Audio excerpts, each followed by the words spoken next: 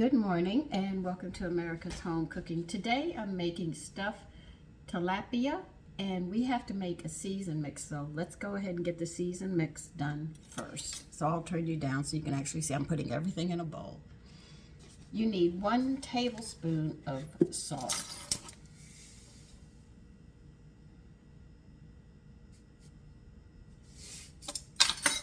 You're going to need 2 teaspoons of garlic powder.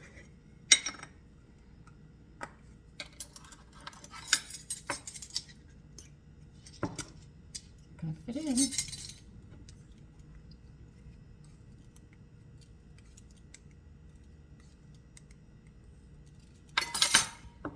You are going to need 1.5 teaspoons of dried basil.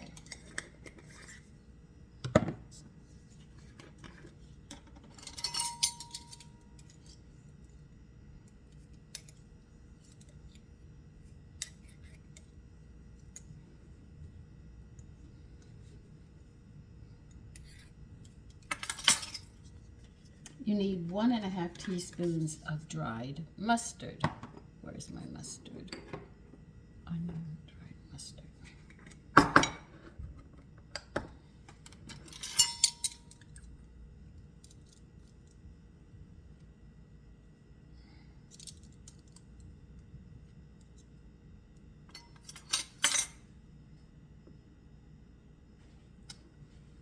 Something's being moved. You need 1.5 teaspoons of onion powder.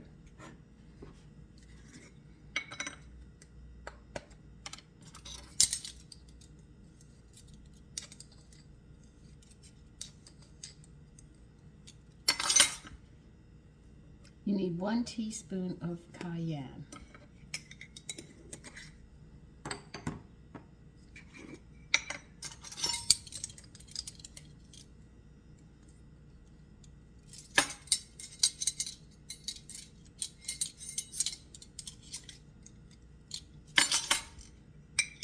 You need 1 teaspoon of ground ginger. Mustard. Ginger. Oh, come on. Mustard. Garlic. Basil.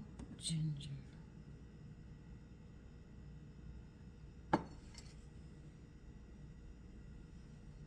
Where's the mustard that I had?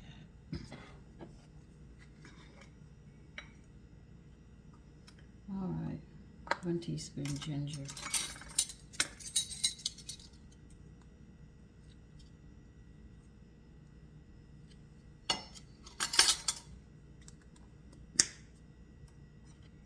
One teaspoon of oregano.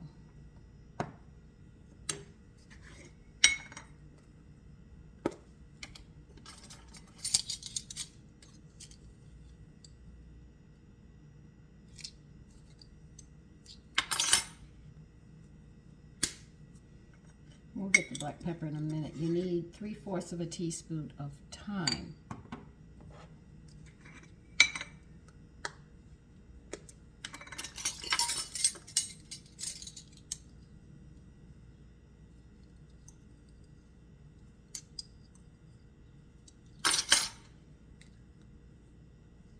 A 1/2 teaspoon of dill seeds.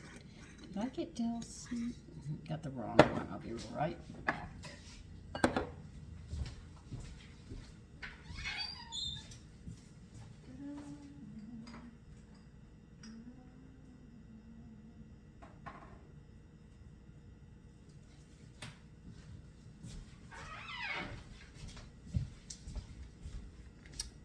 A 1/2 teaspoon. Repeating myself.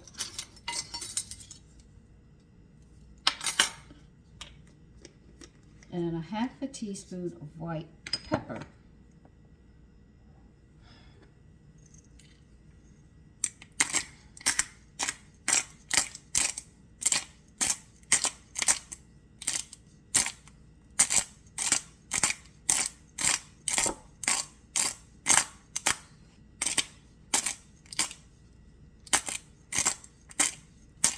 I don't know why I can't buy the peppercorns without this and just, you know, crack them up in mortar pestle.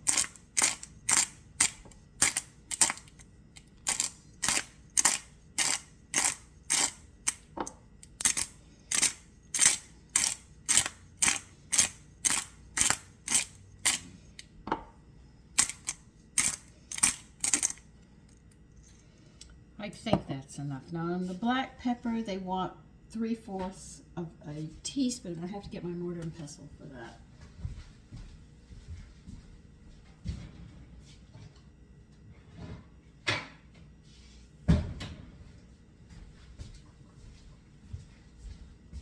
Okay, let me get this over here.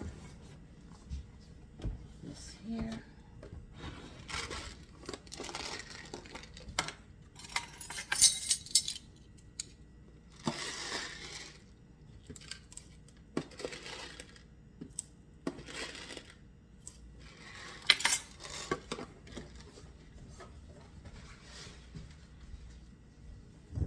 I'm going to crack them up over here.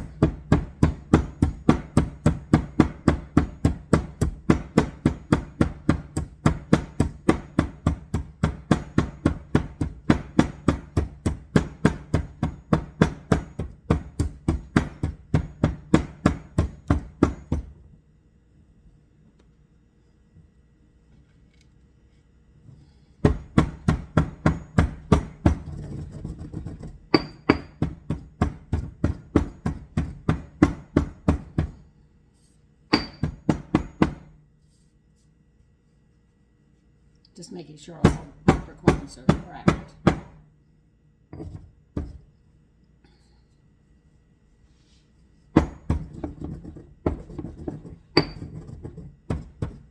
They're being a bit ornery this morning.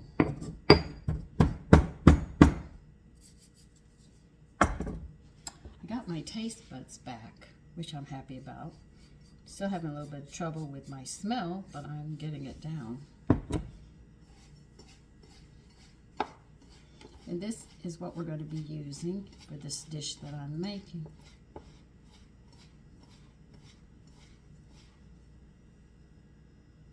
smells nice. I told you I'm getting everything back again.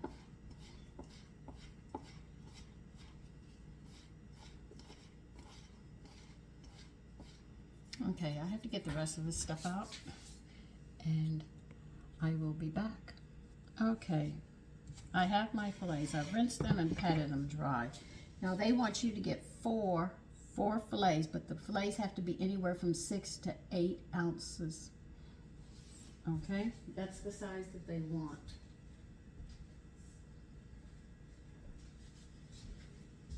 And we're going to put them in a bowl, a large bowl for what we're doing, or if you have a large plate.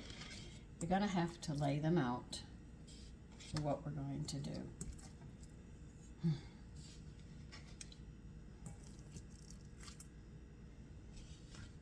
And they're getting moist again. I can't believe that.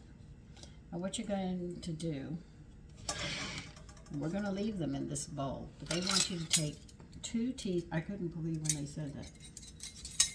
2 teaspoons. You sure you want 2? Okay. Now that we've mixed this seasoning up, they want you to sprinkle 2 teaspoons on each side. So, okay, I'm going to rub it in. I'm just going to sprinkle it on, and then we're going to put this aside, but not yet. They want you to turn it over again. Is it going to stay in here? Yeah, we're going to leave them here. We're going to add another 2 teaspoons onto these fillets. That's exactly what they want us to do.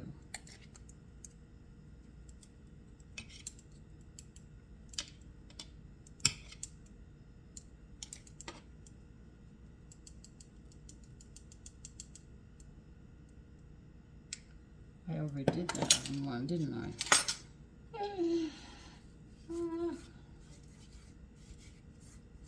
I'm going to have to take some extra. Well,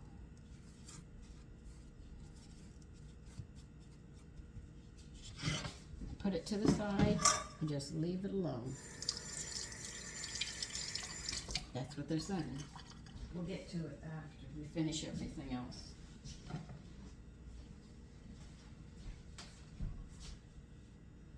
Okay, so we have that. I need another towel. I get all my towels usually in the floor.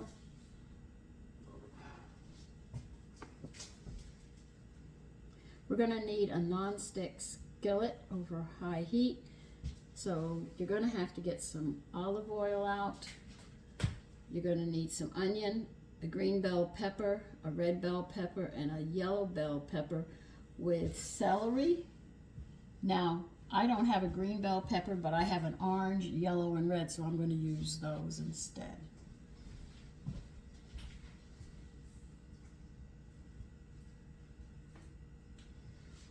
Now, let me get these vegetables out. Hold on to the seasoning. We're going to need it after a bit. Okay, we need 1.5 cups of onion. Why did I cut that off, Sandra? I don't know. That's the part you need. Oh well. Sometimes I do it.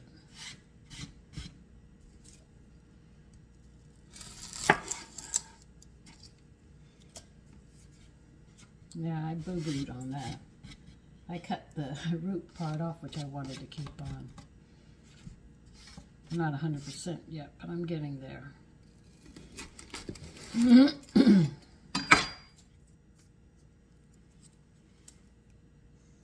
Let's put this here.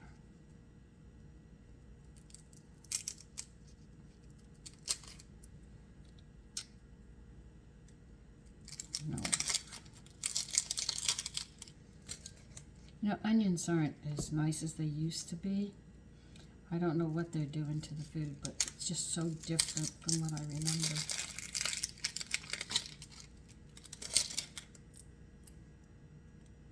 Yeah, I'm not going to be able to slice it the way you're supposed to because I cut the one end off I needed.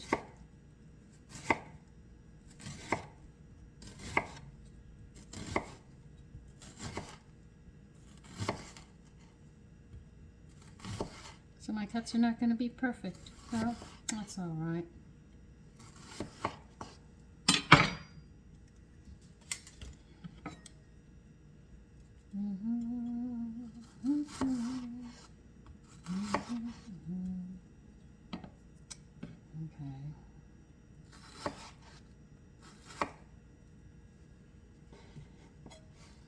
Well, I'm supposed to go this way, but I can't because I cut the one thing off I needed.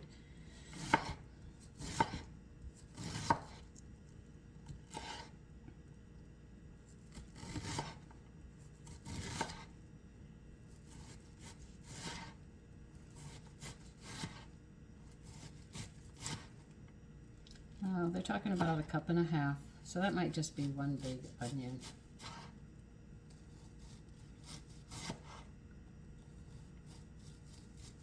But if you've ever watched chefs cook, they are not exact. They say, oh, about 2 cups or something, and you just watch them pour it in.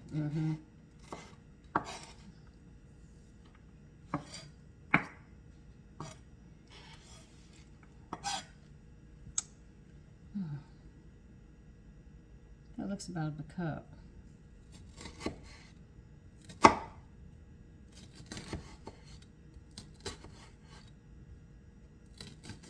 I think another 1/2 onion will do it.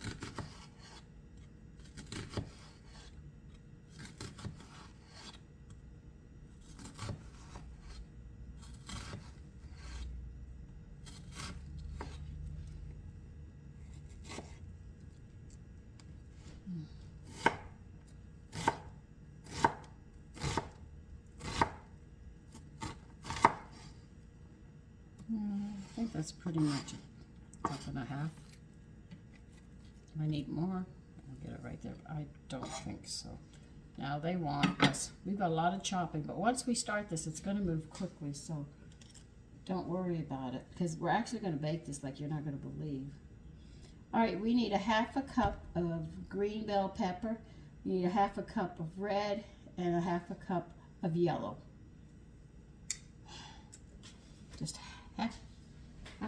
yourself around.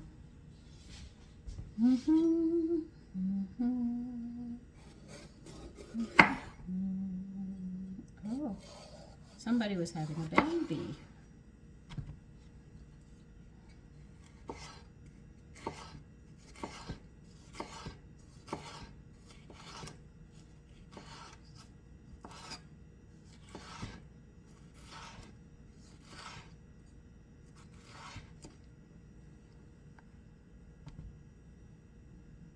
Did I cut this mother with a paper? I'm going to really be angry if I did. Oh, thank God it was on this one.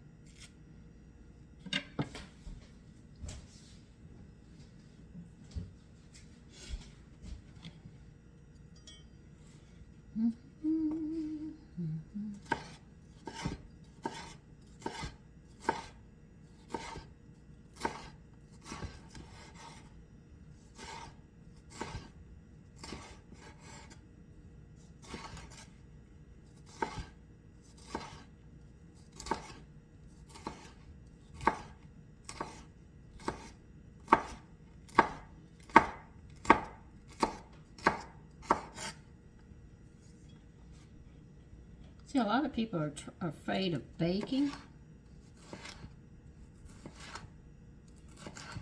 because of the terminologies, and they're afraid to take that step in there. Believe you me, my first bread, I think you could have killed somebody with it.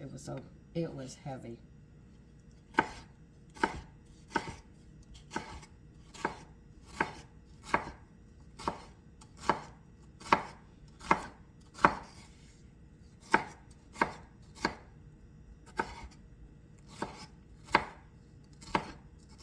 Now I'm going to talk about something nobody wants to talk about. It's coming across my news feed. If it wasn't coming across my news feed, I would not say a word about it. But they're talking about the digestive system.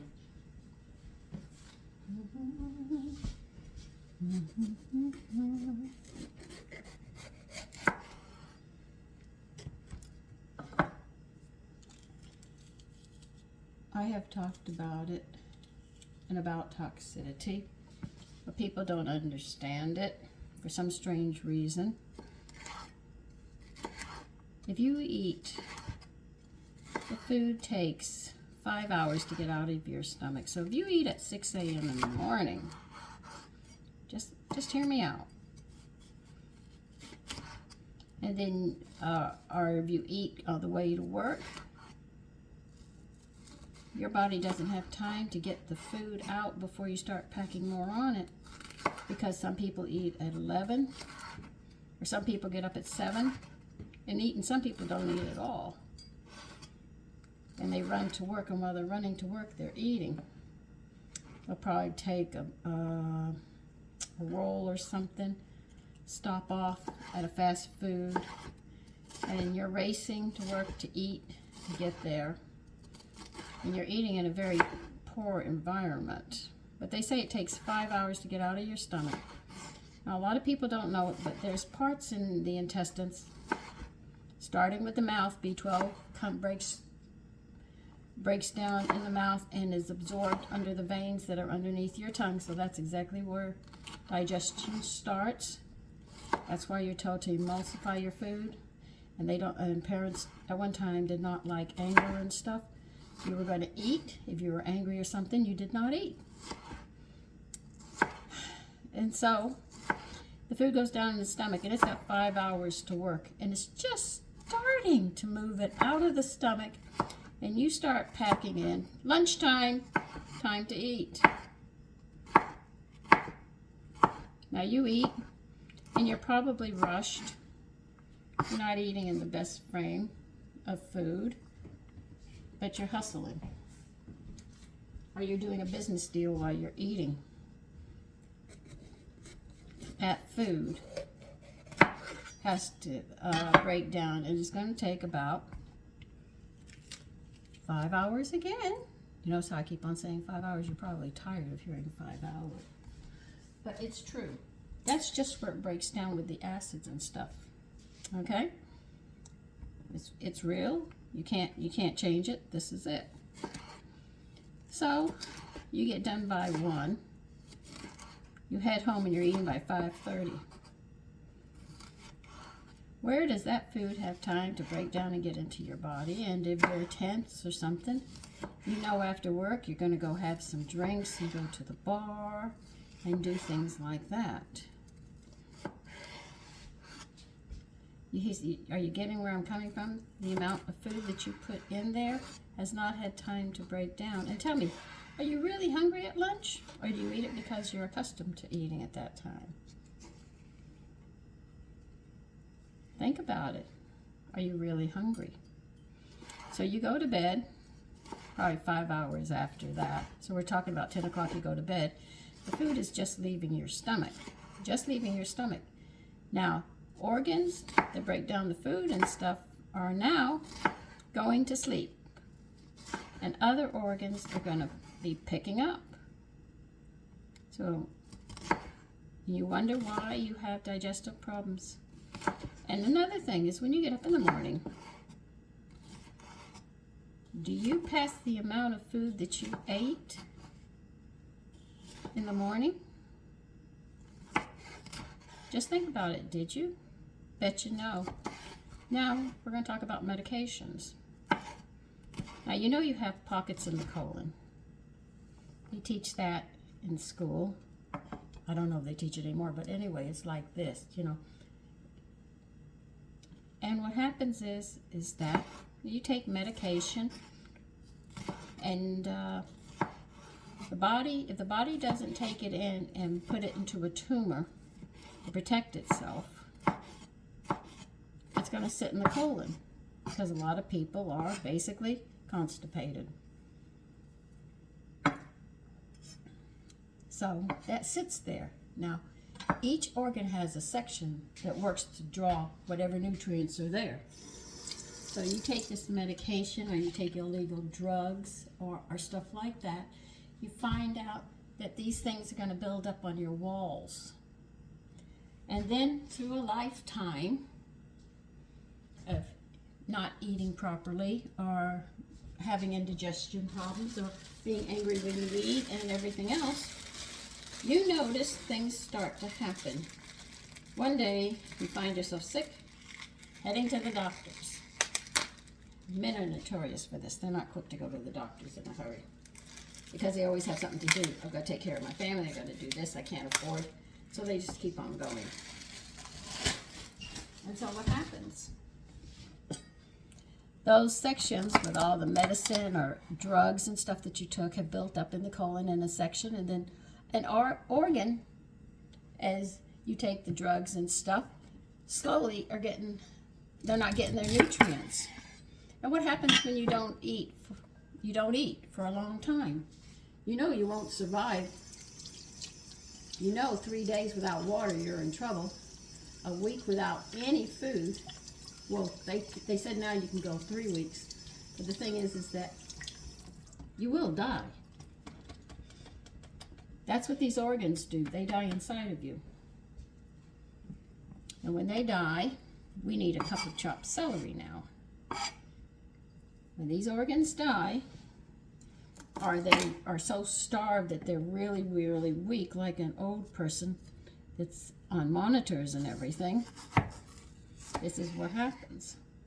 So this organ can't, because you did something where it couldn't get what it needed in the food. So that organ is dying. It's not working well or anything else. So the doctor puts you on more medicine and says, well, we've got to stop this.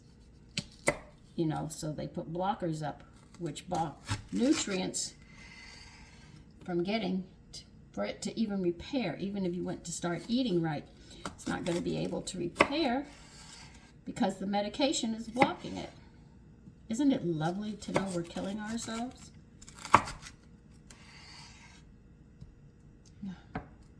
I couldn't get that one out. Okay. So the organs die. You end up constipated. And all of this is what you've done through a lifetime. So you sit there and you get old. And you sit there and you blame God. Not realizing get you to the life and brought it to that point. Have you ever seen people that have a yellow tint to their skin? I mean, when you look at them, they actually look, and you're talking to them, but their skin has that funny yellow look. That's liver. Once that liver goes, you know you're in trouble. So, between them, using chemicals in our food and changing them, the things that we need in it, and the medication where they're dishing it out, and people who take illegal drugs, or those people who do a lot of drinking, they don't realize you're killing the body. And that body, you have to stay in that body till you're called home. And that is very painful for some people. Sometimes it's torture and it's a slow death. But you slowly brought your body to that point. And you can't blame anybody but yourself with what you've done. I hear people, they tell, being old, you do have some privileges to some things. You hear them complain, oh, I have arthritis, oh, my back hurts me and stuff. And then they go, and I've seen them drink, and some of them take drugs, and then they sit there and say, oh, I hate getting old. Hey, I'm 72.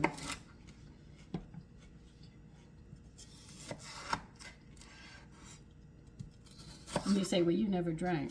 Yeah, I did. I tried it for 3 weeks. 3 weeks. I got tired of vomiting. I got tired of the headaches and feeling like hammered. Well, anyway, you know, hammered S, I'll say. So then, my so-called friend introduced me to marijuana. And that, I left that so fast. I had the scare of my life. And I ran back home to God. The rebellions of teenagers and the stupidity we do.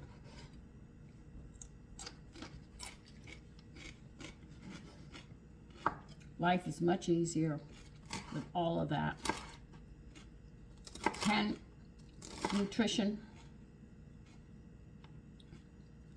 save your life? No. We all are going to die sooner or later. It's a fact of life and everything else. But you have to suffer. Wouldn't you rather just going to be able to live your life and not be in pain and stuff? So, a whole cup of celery, this should be enough. When you think about it, you can't blame anybody for your state of health except yourself. If you're a wife and you're more concerned about making money and not standing with your husband but standing sideways, it's not going to work because the children are going to suffer. Any way you look at it, your family will suffer for you to make money. I know what it's like to be poor. My husband and I did not start out easily. We started out, I had 2 plates, 2 glasses, 2 knives, and 2 forks. I had a frying pan and a saucepan. And we slept with a 4-inch foam, 4-inch foam on the floor with cardboard underneath it with his military blanket. That's all we had. We started off. Through your life, you build up to what you have. So if you're a young one and you say, well, you got all this equipment for a lifetime. Everything you start down. I've talked with young ones who say, life is hard. Yes, it is. Getting started, being put out of apartments, I understand that. I've been there, done that, as they said, in life. But you go through it. Don't make excuses for taking, if you want to take drugs, don't make an excuse about it. Be honest with yourself. You want to take them. You want to take the illegal drugs. You don't care. This is what you want. This is your escape from life because of the pressures. You drink because you want to, not because society tells you you have to, or you have to go to a bar and drink all it is. You make that choice. I made a choice. My doctor wants to put me on medicine. I told him, no, it's my choice. You're not my husband. Oh, he yelled at me like he was my husband. I told him no. He hasn't seen me since. You might see me in about another 2-3 years. I'll come in, and say, well, I'll let you do a physical and that'll be it, But it's your choice of what you do and taking responsibilities. If you want to be healthy, you will eat healthy. If you don't want to be healthy or you don't care, that's fine. If you want to go out as a female and work and make money and buy all these instant meals, then when you get sick, you can't blame anybody but yourself.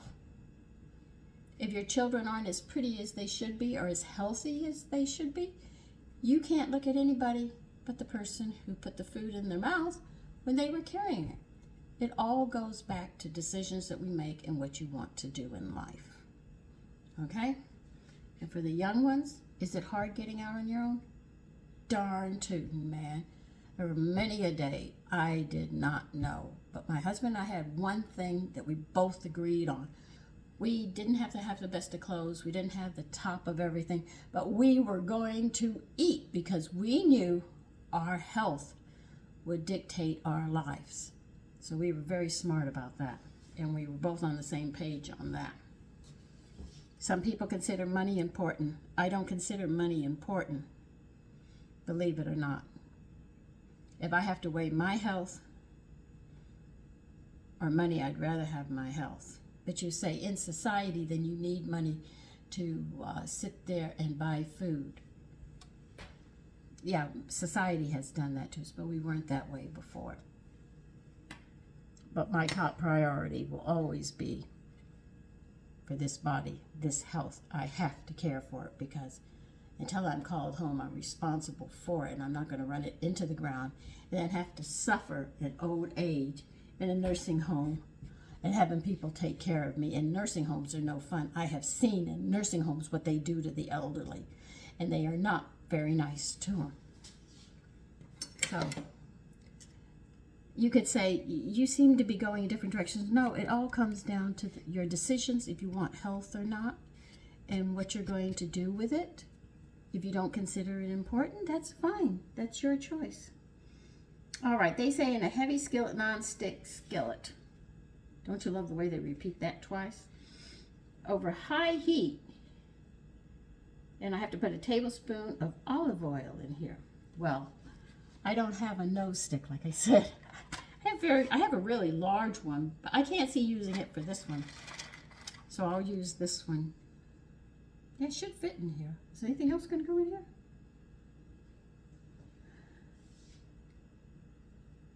Oh, shoot. We got more chopping to do. When do you want me to put this in? Hold on. Wait 1 minute. You want that much?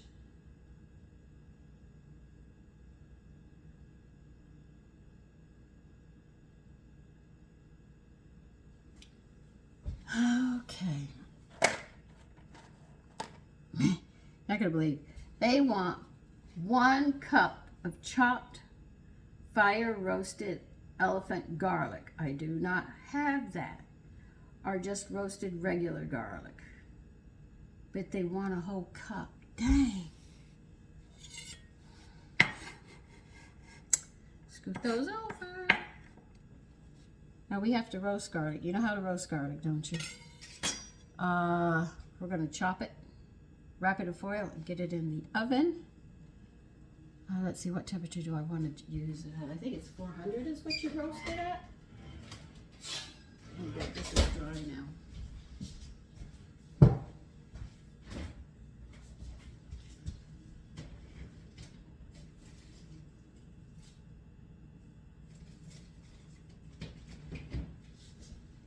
I knew I bought a lot of garlic.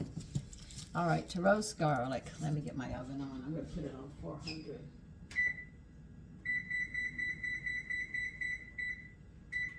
We will be wrapping them in foil. Okay. What you're going to cut is the root part here. Not here, but here. You can cut this where you're actually going to open them. Watch this. I read this recipe last night. How did I miss that garlic? Well, that's me. Oh.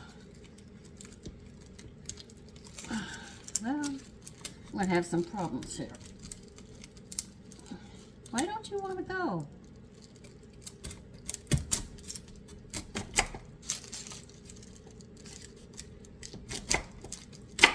Oh.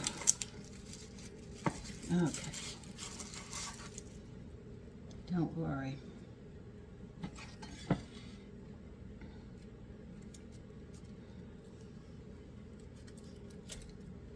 All right, these have to be put in foil. I'll get some foil. They sort of came apart worse than I wanted them to. So let me get my foil. I've got my oil. Oh, God. It's going to take 2 heads to get a whole cup. Shoot. I don't know how I missed that yesterday when I was reading this. I bought everything I needed for it.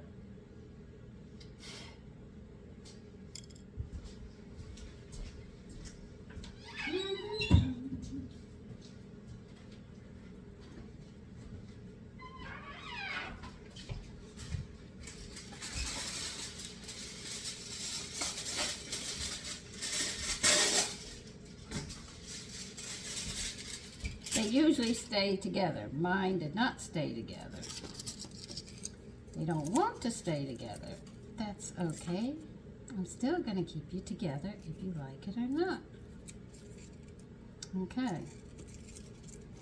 There. And this goes where? Hmm?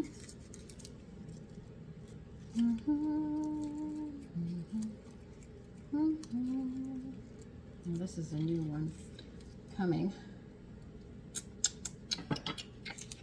Okay.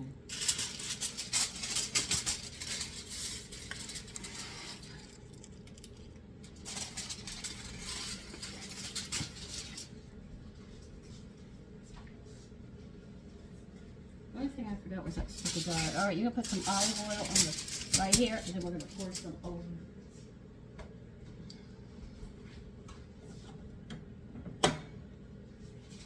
Because I don't want it to stick here.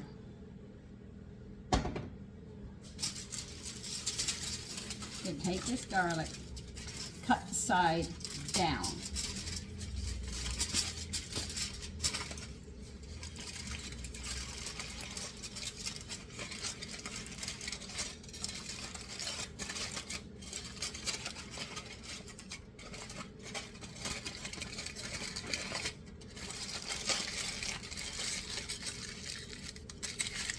And you're going to twist this because we're going to cook them and roast them like that.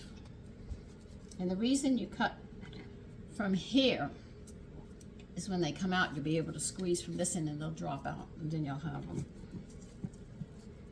I wonder if this one's going to come apart too.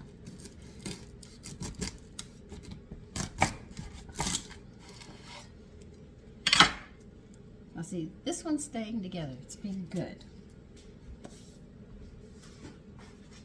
I don't know if that's going to give me a cup. I'm going to come close.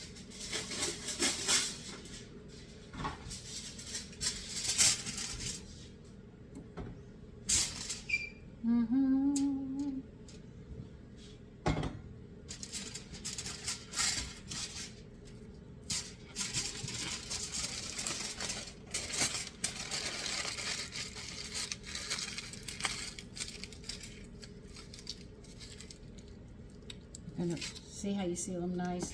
I don't know how long they're going to take, but we'll find out when they're done. So I think I'm stopped at this point.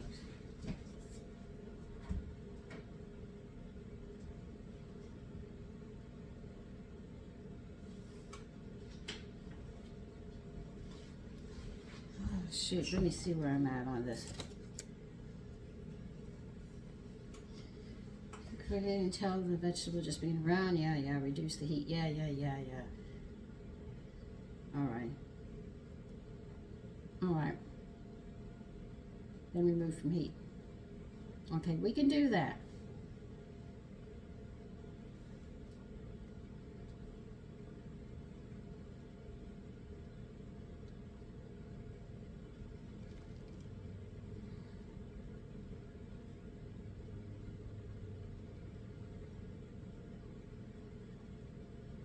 Okay.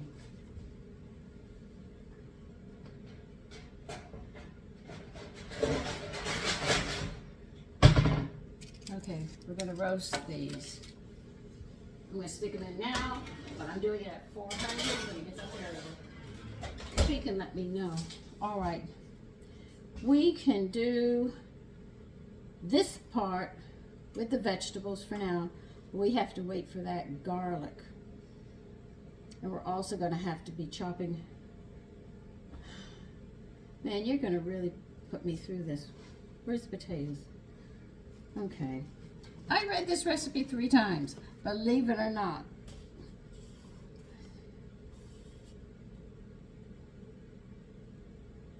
All right, let's just get the vegetables done. Number 4 we can do later, all right?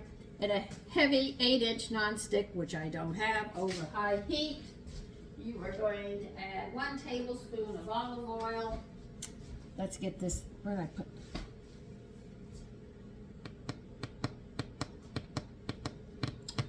Okay, Sandra.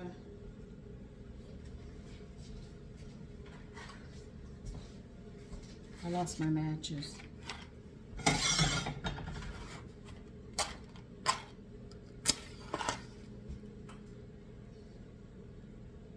Come on. Thank you.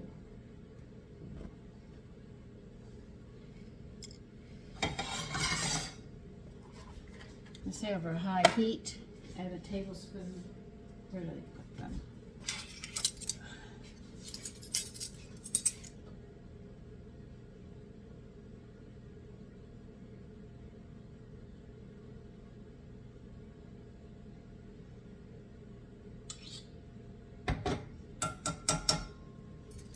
I cannot believe I am running behind today.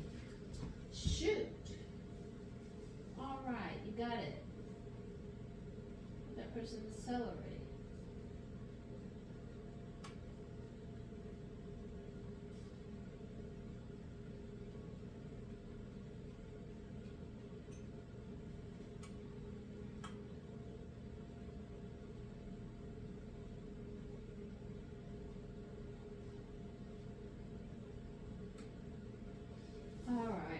Might as well leave what we're doing, okay? Because we're going to have to get potatoes out, too.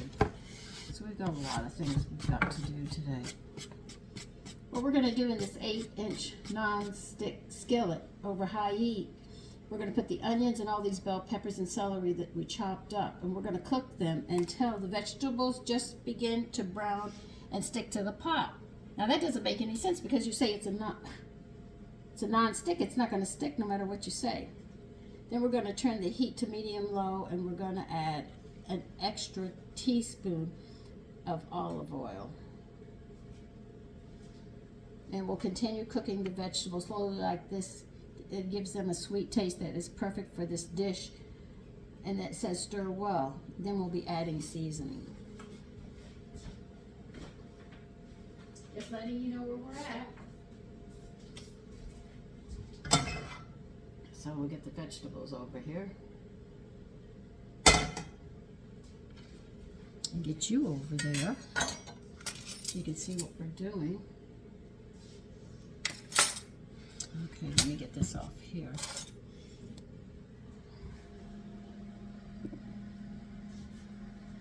And we're just waiting for it. So as soon as the oil gets hot, we're going to put it in there. You'll see a shimmer come off of it, and that's when you know it's hot enough for what you're looking for. If you do it before then, the vegetables are going to absorb that oil instead of spilling their oils into the oil here for flavor. They're going to absorb the olive oil, and then they're going to be greasy. And that's not what you want. So we just have to wait. There's nothing I can do now. But we'll get to the rest of this in a bit. 4 pounds of potatoes. Right.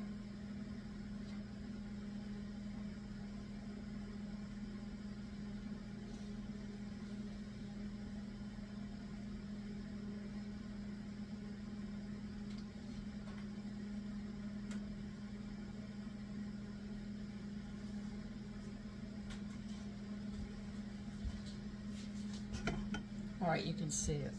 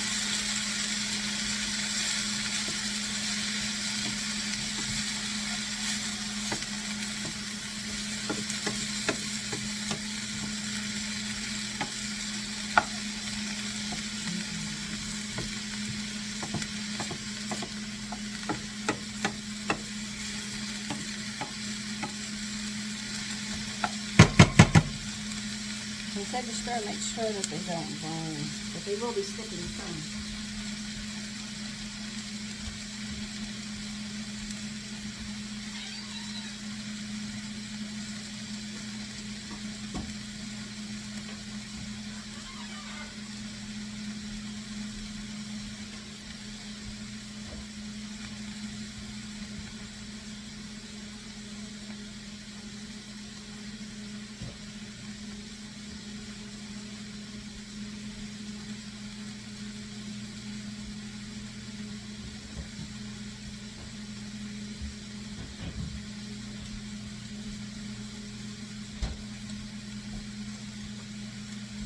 Well, I might not have enough garlic. I thought that was enough,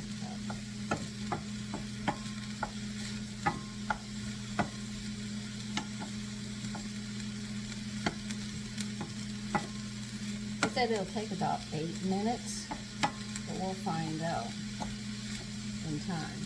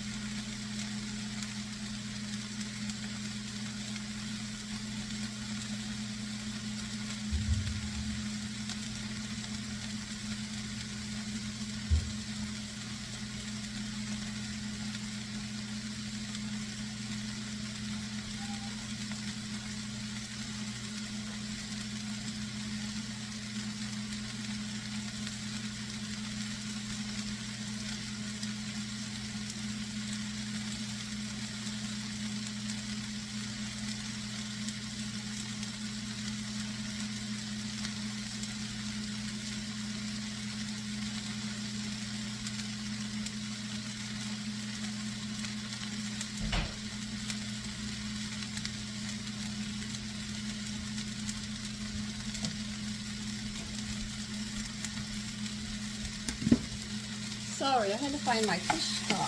I moved it and I can't find it. Well, I found it though, finally. Oh, it's starting to stick and that's what they want.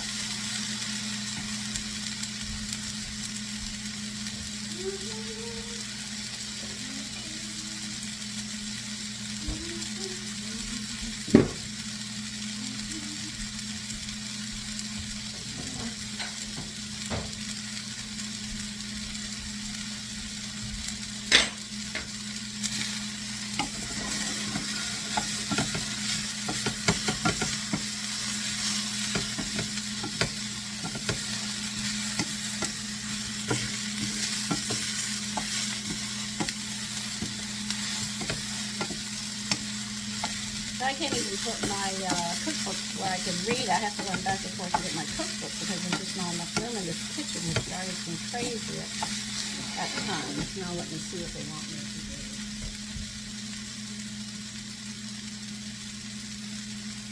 Alright, you're going to turn your heat down now. And you're going to add a teaspoon of olive oil again to it.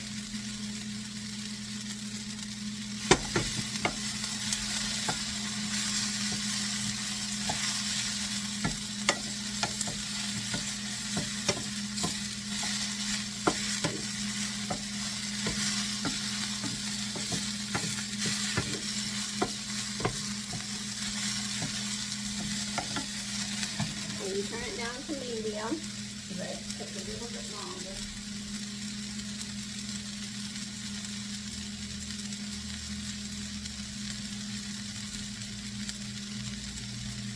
Right now we're going to add 2 teaspoons of your seasonings into this.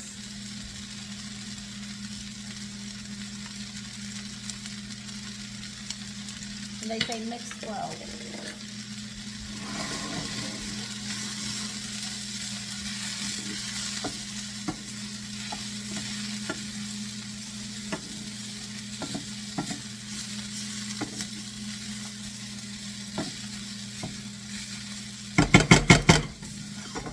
I think that's all they want. Hold on.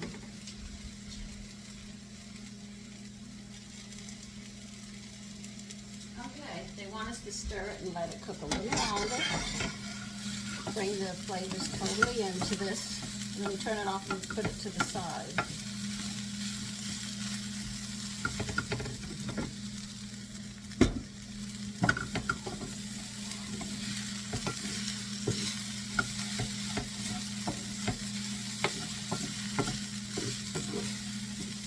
I remember I bought a whole fish and I wanted the fish head and I made a stock out of it. It really was good.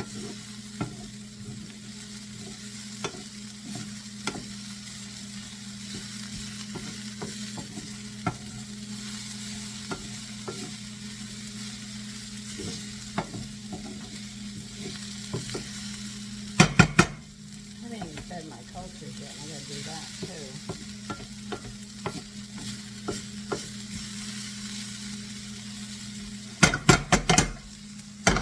It. Turn it off. And I'll be right back with you. Okay, they want you to cut these 1-inch squares here. Now they want them peeled. I'm not peeling mine. I'm sorry.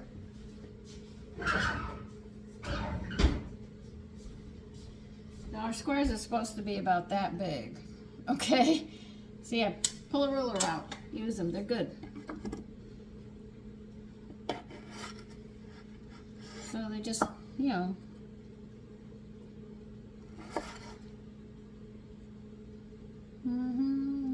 Well, some are going to be small. Some are going to be large. I mean, my potatoes, they want 4 cups. So you just do the best you can.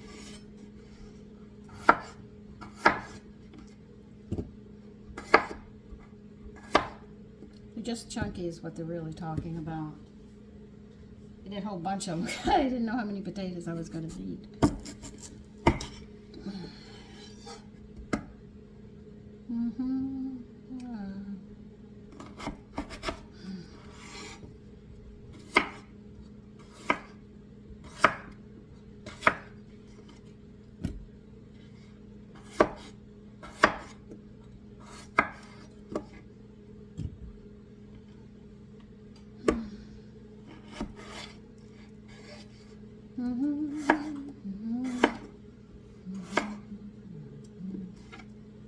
Yeah, I could see that.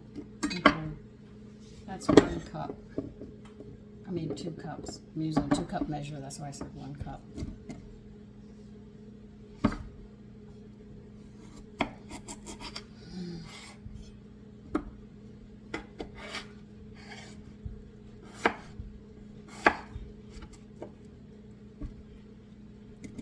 Okay, one's up, the other one's not. One will be getting up later.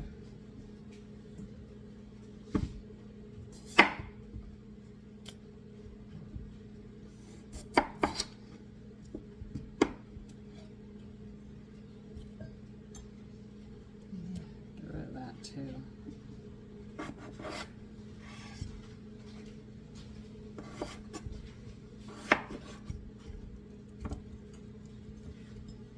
Yeah, that's just about it.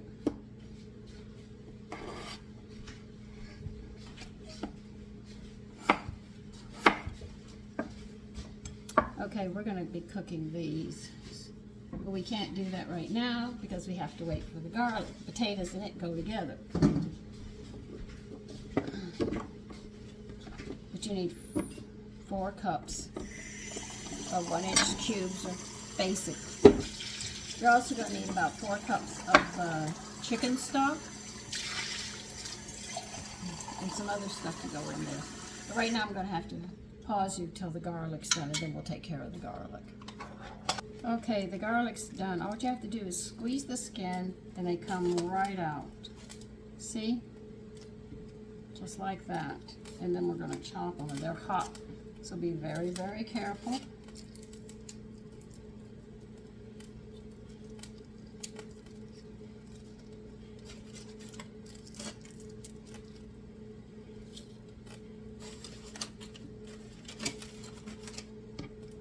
Yeah, have them with the potatoes, don't worry.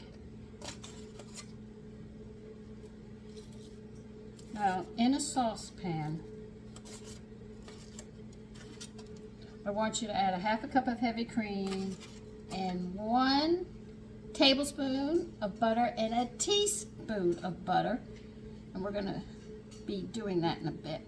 Oh, God.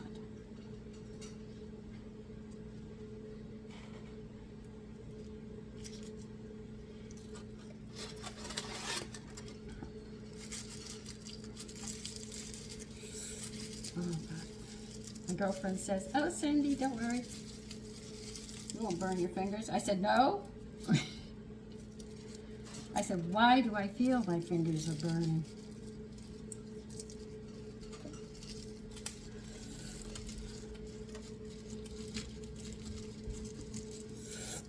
Oh, God.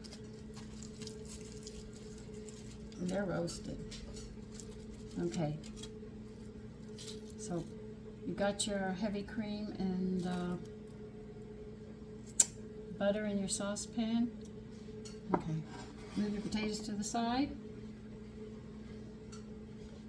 We're going to chop these up some.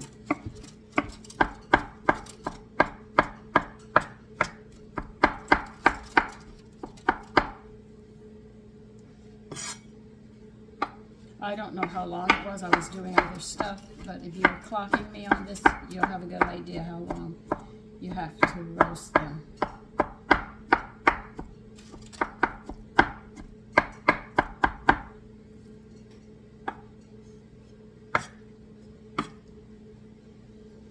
You'll also notice the flavor is different when you use raw garlic, so you can see the difference. You know, that's just about a cup. I think I did pretty good.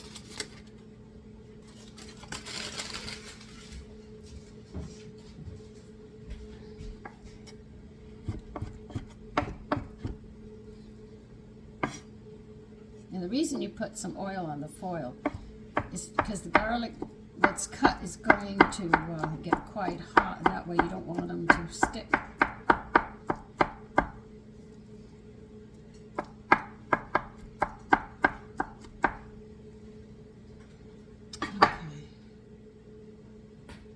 All right, you're going to turn the heat on high, and I want you to bring the heavy cream in butter to a boil. I know it's against every rule that we know about heavy cream, but this is what they want for this recipe. Oh good, this is already lit. I don't have to worry. Let's worry about burning my stove. Okay. So I'm going to bring you back over here. You got your 4 cups of potatoes and about a cup of roasted garlic.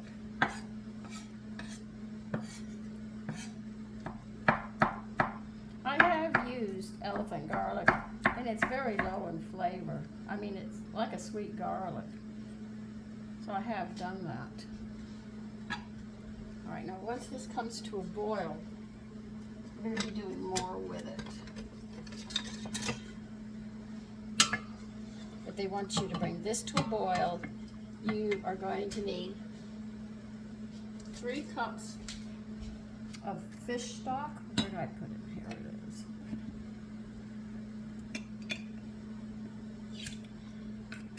At least at this point, we're going to need 3 cups of fish stock, which I have here. One came out of the refrigerator, I think.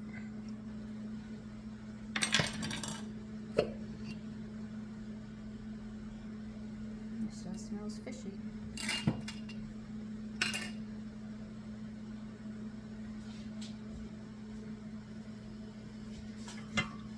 So when this comes to a boil, what we're going to then do is we're going to add 3 cups of fish stock to this.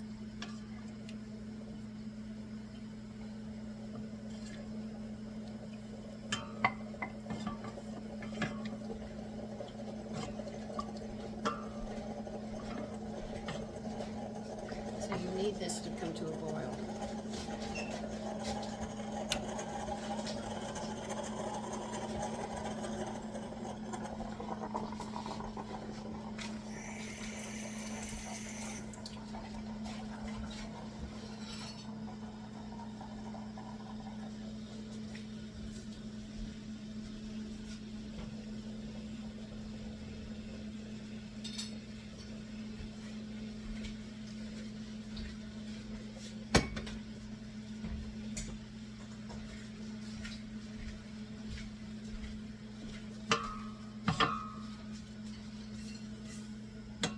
Add your stock into it, 3 cups, and you should have this on high.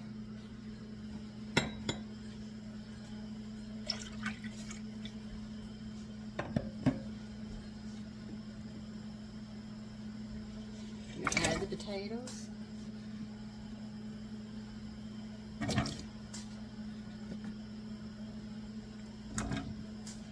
You're going to add the roasted garlic.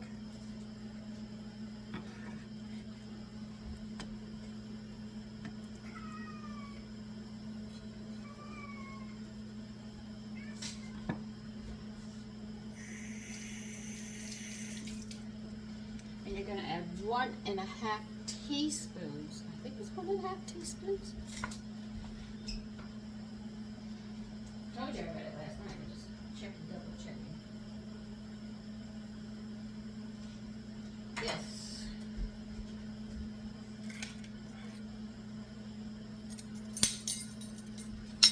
And you're also going to add 1.5 teaspoons of your mixture. Stir it around, and we're going to cook the potatoes until it's just done.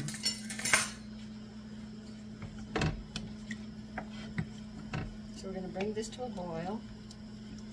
We're going to cook this. Okay, now we got this section going. We just got to get this to a boil. There's a lot of sections in this. Every time we get one section done, we have to move to another.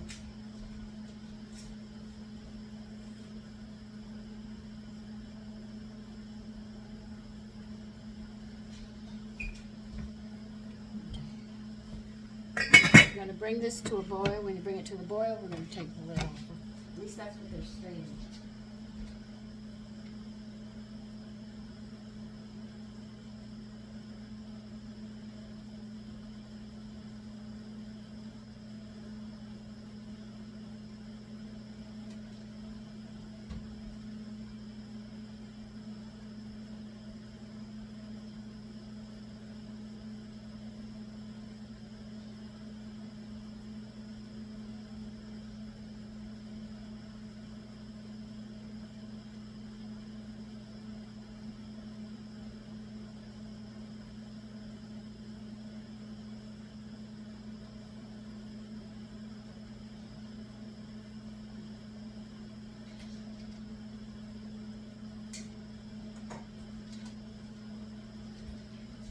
I know heavy cream boils over. That's why I'm going to stand here. I don't think I need any more oil.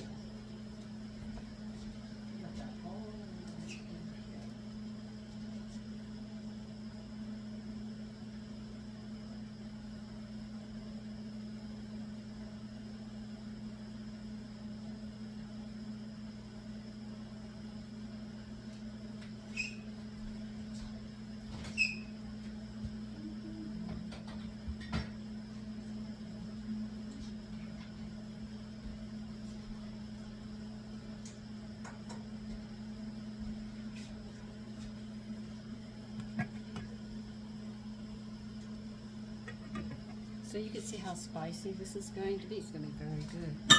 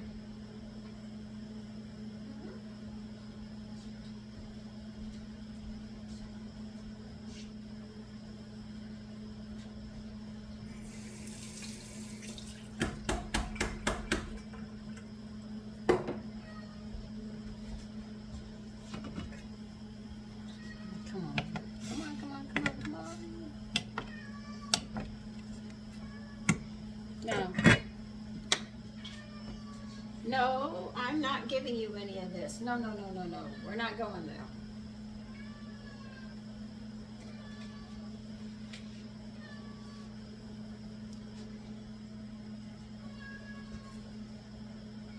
No, Taffy. No, no, go, go, go. You're being ridiculous. I'm not putting any more food out. Your brother just ate. You can go eat. Do you have cats that fight you like that? I shouldn't have bought him all those nice things. That's what I shouldn't have done, but I did. I just don't want this to boil over because I know cream and the stock will come up and over. Do you want some more?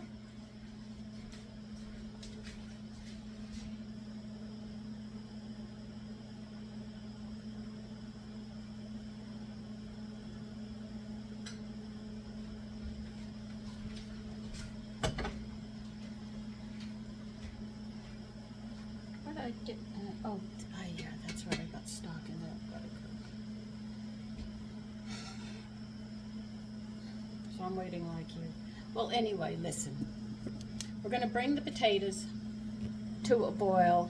Take the lid off when it comes to a boil and cook them just until done. Then I'll show you what we have to do next. And do not think you're straining these. Don't go that far. Don't. I literally mean it because we're going to use some of this liquid make the gravy that goes over this. Okay, potatoes are tender. What you want is a half a cup of this mixture. So ladle it out, you don't want to lose it.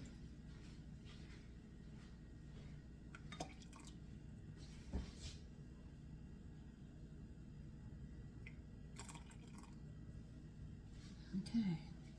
Now they want you to mash what's in here, this whole mixture.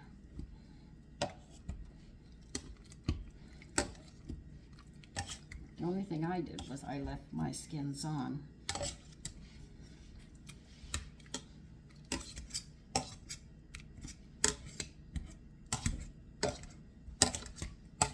There's like sections of this. You do one section, then you go and do another section, then you going to start putting this whole thing together. But they want you to mash everything here.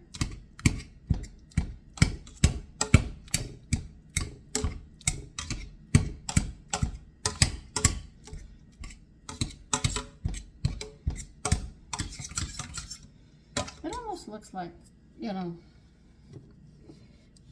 almost like a wet mashed potato, you know, but it has a good smell to it. I'm not going to lie to you, it really does. All right, they want you to put all of these vegetables that we cooked in here.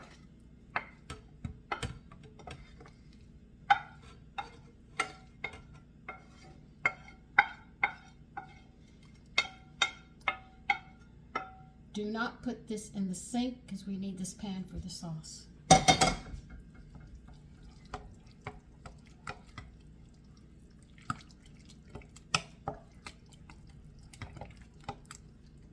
Okay, is there anything else you want me to put in here? I keep on checking.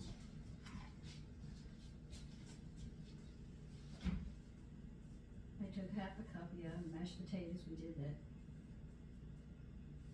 All right, they want you to also add a half a cup of fish stock in here. Don't ask me, this is what they're asking for.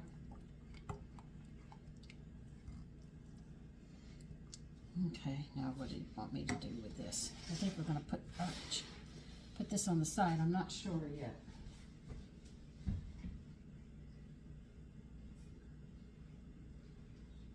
Three-fourths cups. I need 3/4. Okay, they want you to take 3/4 of a cup of the mixture with that we just mixed with the potatoes.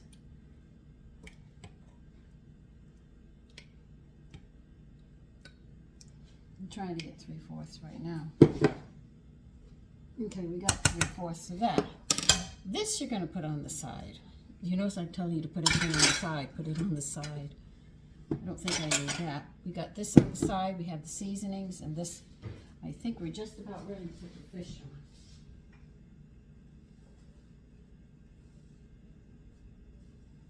All right, set your oven to 350. You're going to have to grease a baking sheet. Make sure it has a rim on it. Okay, I'll press it in. Oh no, cancel. Bake. Start. You have to grease this, or you can use a spray if you wish. You must have an edge on it because we're going to bake the fish in here. Now we're putting this together.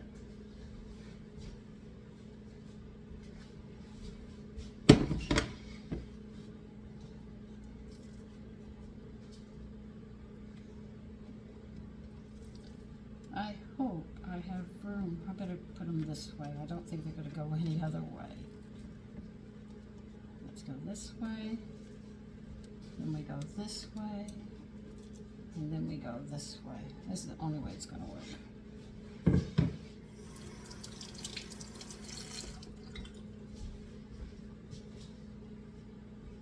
Now what do you want me to do?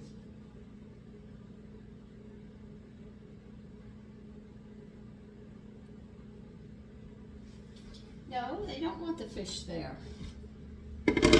You're not going to believe what they want us to do. I made a boo-boo. That's okay, I always make boo-boos. I'm not perfect. They want us to heat this whole pan up to 350 degrees before we put the fish on it. So this is going to have to go over here. This is going to have to come out here. This is going to be hot when we put these fish on, fillets. All right, so we'll just wait till it gets to 350.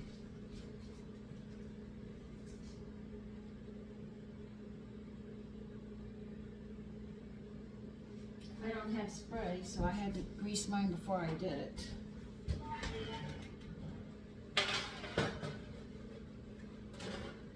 Jesus Christ.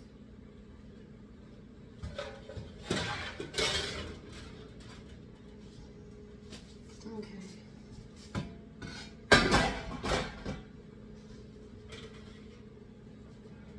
So if you have a spray, you can spray yours before it goes into the oven. I don't have anything like that, so I have to do mine differently. That's where I always get confused because I have to compensate for things that I don't have. But anyway, that's got to get hot, and then we're going to lay the fillets back on it. But they say if you have a spray, get it hot and then spray it and then lay the fish on. I have to grease it before I sit there and put it in the oven because I cannot grease it that hot with these fingers. All right, so as soon as it gets hot, I'll be back. Okay, back to laying the filet on this. This thing is hot.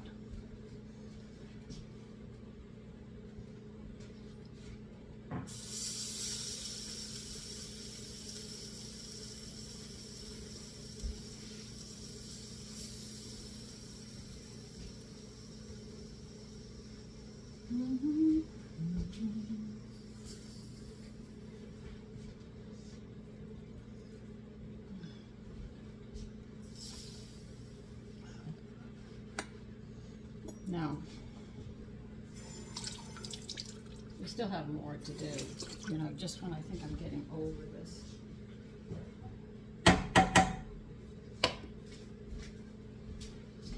What do you want me to do now?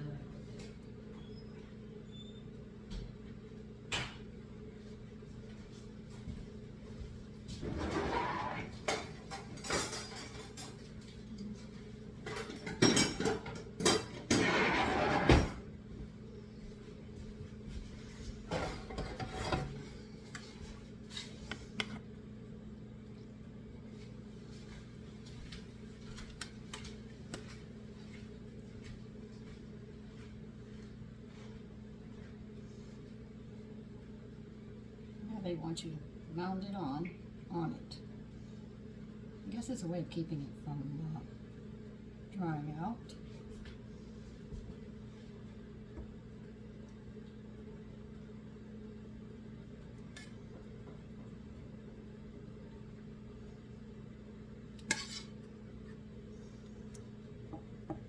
That's why the fillets have to be the size that they were.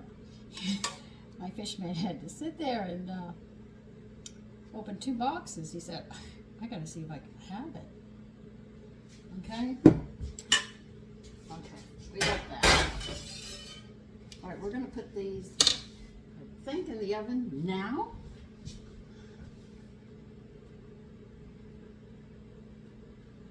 All right, yeah, they're going in the oven now.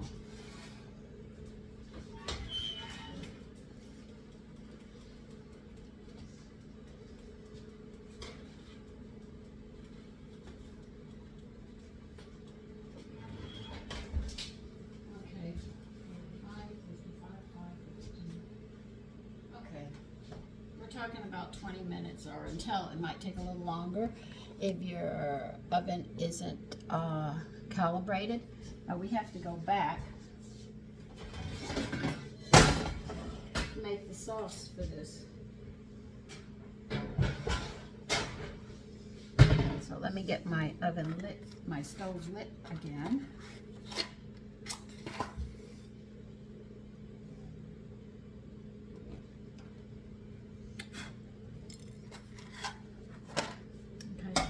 Remember the pan that we had the vegetables in? You're going to deglaze it. That's why I told you, do not. And you're going to pour a half a cup of fish stock into it to deglaze it. I'm going to bring my book over here. I really need to be. I'm tired of going back and forth.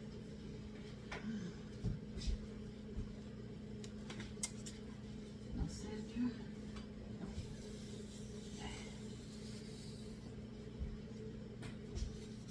Just looking for a dry spot. Okay, we did that. I mound about a cup of stuffing on top of it now.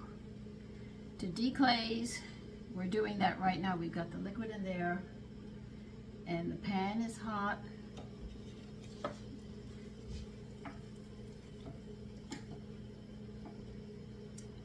And you're gonna have to come over here because you'll want to see it.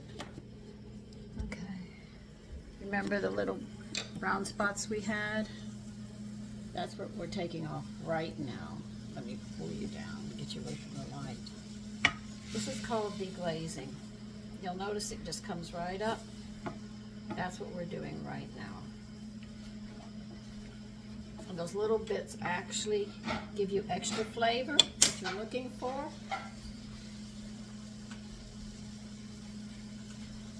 These are cooking liquid for the potatoes. We're adding that. reserve that we put with for the potatoes.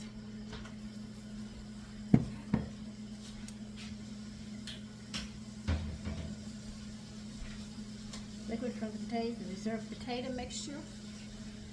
Whatever left here, we're adding in here as well. We want it all added.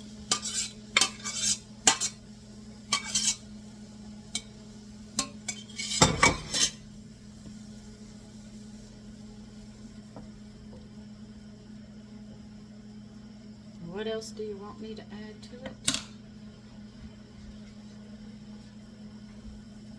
Yogurt, we have to add 3/4 of a cup of plain yogurt in there as well.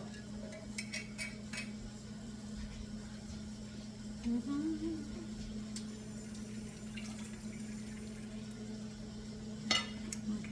we want 3/4 of a cup of yogurt.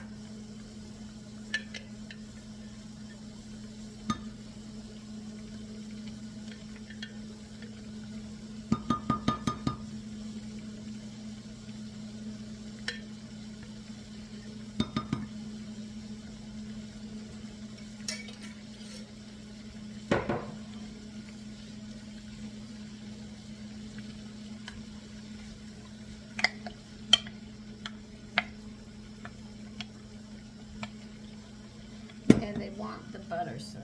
2 teaspoons of butter you're adding to this.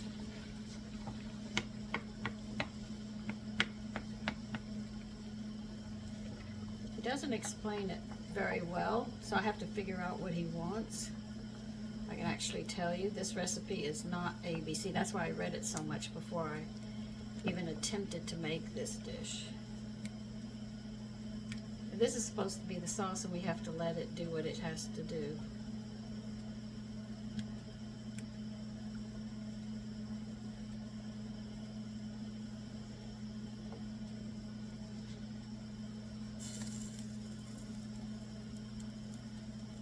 I'm just trying to work the yogurt into it and the butter.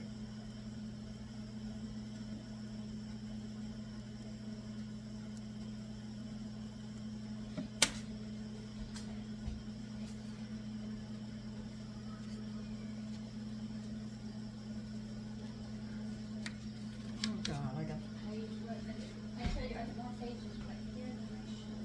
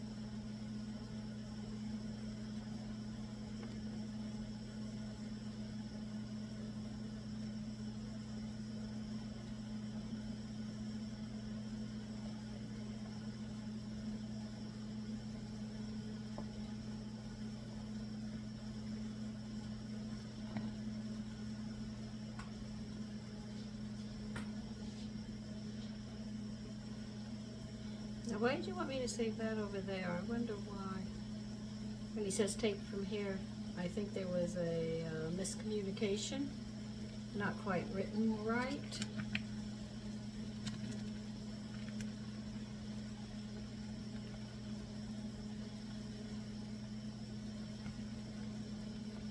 But that happens sometimes. Can't always help it. But anyway, let me cook this down. Okay, here it is, and all you have to do is pour a little bit of sauce that we made over it, and that's the dinner. It's loaded with vegetables in it, which you saw us chop up. We've got the milk, We've got our protein, starch. Where do we put potatoes? So see, we covered the whole thing. Take care. Bye-bye.